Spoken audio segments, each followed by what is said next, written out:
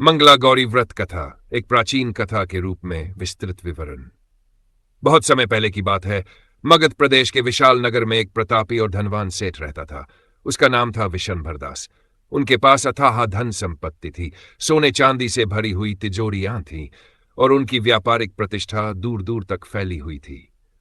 उनकी पत्नी का नाम था विद्यावती, जो अत्यंत धर्मपरायण और भक्त महिला थीं। सेठ और सेठानी ने जीवन के हर सुख को भोगा था, किंतु एक ही दुख था कि उनके कोई संतान नहीं थी। सेठ के संतानहीन होने का दुख।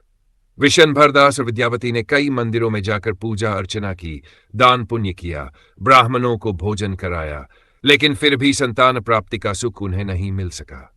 संतानहीनता का दुख उन्हें अंधे अंदर का जा रहा था। वे दोनों प्रतिदिन भगवान शिव और माता पार्वती की आराधना करते थे।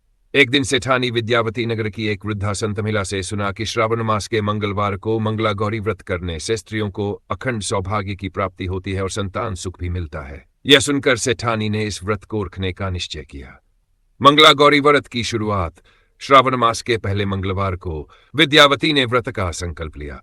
उन्होंने पूरे विधि विधान था गौरी का पूजन किया और व्रत रखा। व्रत में उन्होंने माता को श्रृंगार सामग्री, लाल चूड़ियां, साड़ी, नारियल, सुहाग का सामान और मिष्ठान अर्पित किया। साथ ही उन्होंने पूरे श्रद्धाभाव से मंगला गौरी व्रत कथा भी सुनी। जैसे जैसे विद्यावती ने पूरे श्रावण मास के मंगलवार को व्रत किया, उनकी गोद भरने के संकेत मिलने लगे। कुछ ही समय बाद माता गौरी की कृपा से उनके घर में एक सुंदर और तेजस्वी कन्या ने जन्म लिया। इस कन्या का नाम उन्होंने गौरी रखा। गौरी के रूप लावण्य की चर्चा। गौरी बचपन से ही अपूर्व सौंदर्य की धनी थी। उसकी सुंदरता ऐसी थी कि नगर के सभी युवक उससे विवाह करने के इच्छुक थे। जब गौरी विवाह योग्य हुई तो सेठ विशंभर दास ने उसकी शादी के लिए योग्य वर की खोज शुरू की। उसी नगर में एक गरीब ब्राह्मण भी रहता था। उसका नाम था धर्मदत्त। धर्मदत्त अत्यंत विद्वान, धर्मपरायण और सच्चरित्र युवक था, किंतु अत्यधिक निर्धनता के कारण उसे कोई लड़की देने को तैयार नहीं था।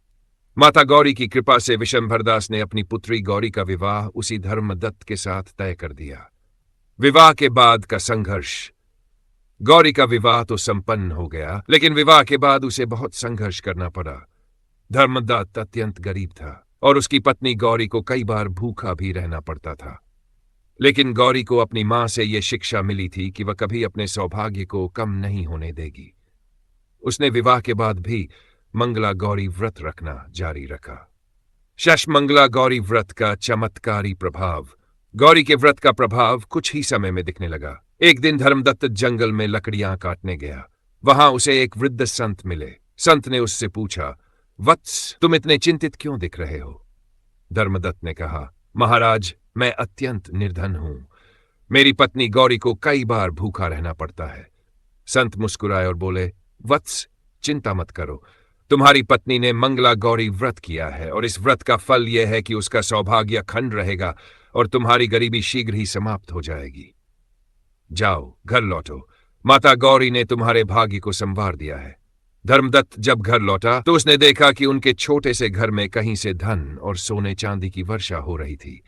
कुछ ही समय में उनका घर वैभव और समृद्धि से भर गया।